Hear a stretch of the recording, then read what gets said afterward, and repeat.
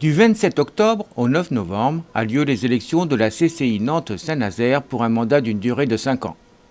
De liste en liste, présentation de la liste Entrepreneurs en Action, équipe sortante, constituée de près de 100 dirigeants. Mais tout d'abord, qu'est-ce donc que la CCI, Chambre de commerce et de l'industrie? La CCI, c'est un établissement public d'État qui est là pour représenter les chefs d'entreprise vis-à-vis des institutions publiques, d'une part, assurer de la formation, d'autre part, et accompagner le développement économique des entreprises. Alors je crois que bientôt il va y avoir une nouvelle élection, c'est bien ça? Et on est en cours, l'élection a commencé hier, et dure jusqu'au 9 novembre. Comment fonctionne déjà l'élection elle-même? En fait, c'est très simple. Chaque ressortissant reçoit un courrier avec un numéro, tous les gens qui ont un numéro de SIRET reçoivent un courrier avec un code unique. Il suffit de taper sur jevote.cci.fr, rentrer son code et suivre la procédure. Ça prend 1 minute 30. Première chose déjà, il faut voter. Il est important de voter. Pourquoi? Parce que le fait d'avoir une participation importante permettra aux élus de la Chambre de commerce et d'industrie d'avoir un poids et une représentativité beaucoup plus importante vis-à-vis de leurs interlocuteurs, que ce soit les administrations ou les élus du territoire. S'il n'y a pas de votants, il est évident que les paroles que nous serons amenés à porter auront moins de poids. Donc nous invitons tous les chefs d'entreprise, tous les dirigeants à participer à ce vote et à élire, quelle que soit la liste, des représentants qui porteront la voix des entreprises et du développement du territoire. Alors on va parler un petit peu de vous. D'abord, qui êtes-vous et qu'est-ce que vous voulez proposer? Alors nous, on est la liste Entrepreneurs en Action, qui est une liste qui a été construite, une liste d'union CPME, MEDEF, U2P. On est convaincu qu'en fait la représentativité passe par le fait d'avoir une bonne représentation des organisations patronales. Donc ce sont les organisations patronales qui ont construit une liste qui est extrêmement éclectique, qui représente l'ensemble des territoires du département, plus l'ensemble des métiers, c'est très important, pour être le plus représentatif possible. Donc à la fois une liste d'union patronale et une liste très orientée territoriale. Avec 11 idées très intéressantes. Oui, alors donc les idées que nous essayons de mettre en avant, comme on l'expliquait, c'est d'abord promouvoir le développement des entreprises du territoire, accompagner les entreprises dans leur développement, former leurs collaborateurs, former également les dirigeants, participer à la vie économique du territoire, c'est également être au contact des administrations, des élus locaux, mettre en place un écosystème valorisant, dynamique, qui permette d'avoir une création de valeur et créer de l'emploi. Alors restons sur le vignoble, qu'est-ce qui a été fait et que voulez-vous y faire? Alors qu'est-ce que l'on a fait sur le vignoble? Déjà, on a réussi à fédérer un certain nombre de clubs d'entreprises et en créer certains.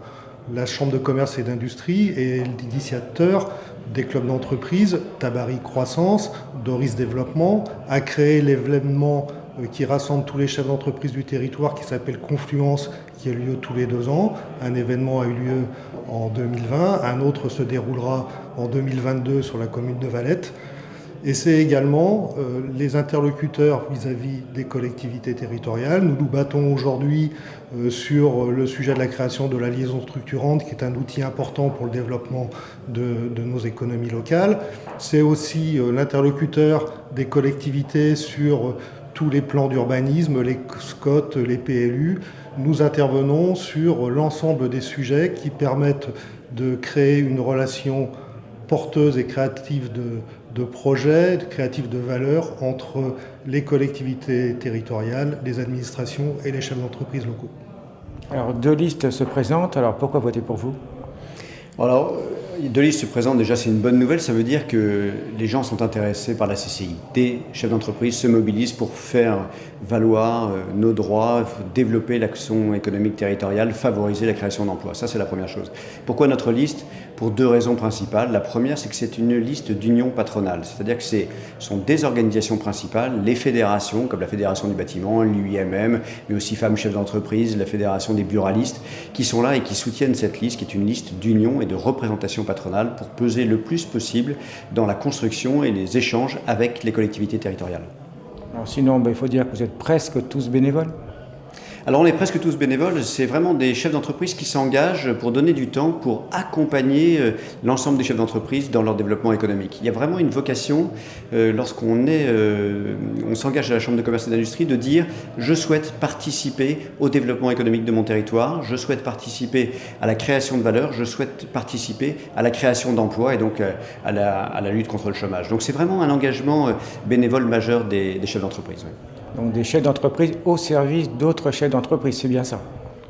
Au service des chefs d'entreprise, du territoire et des salariés pour pouvoir créer de l'emploi. Est-ce que vous êtes quand même en liaison, en aide avec les communautés de communes, les communes et les entreprises pour les aider, notamment lorsqu'il y a différents ou autres propositions? Alors, nous rencontrons de façon très régulière les communautés de communes qui sont le principal interlocuteur local sur l'aspect économique.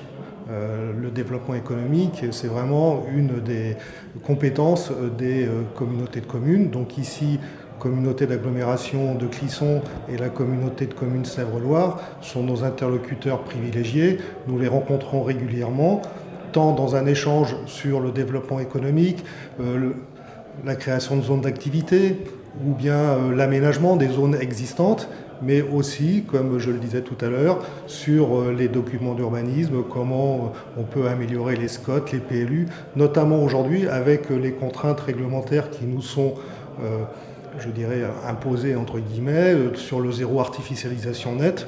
Donc on sait qu'en tant que chef d'entreprise responsable, nous devons aussi nous préoccuper de l'environnement local, comment intégrer au mieux nos entreprises dans nos territoires.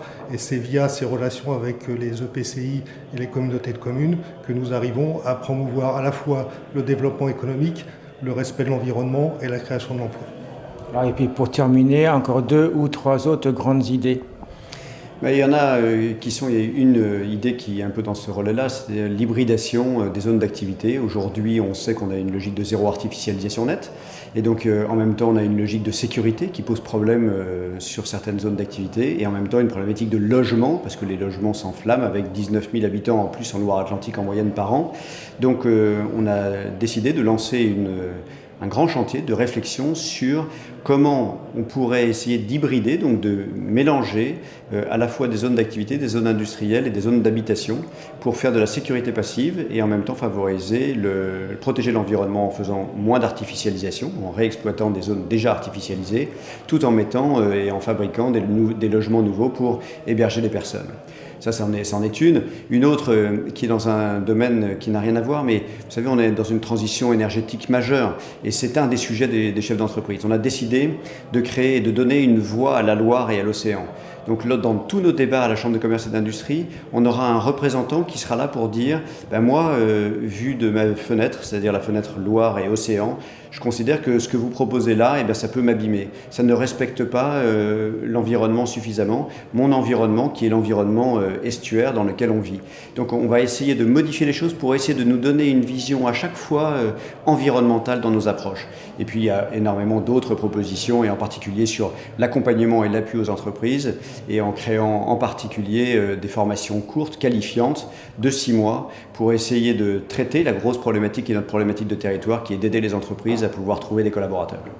Sinon, pour contacter la CCI, il faut faire le 02 40 44 6000, 02 40 44 6000, le numéro pour toutes les questions sur la CCI et sur les élections.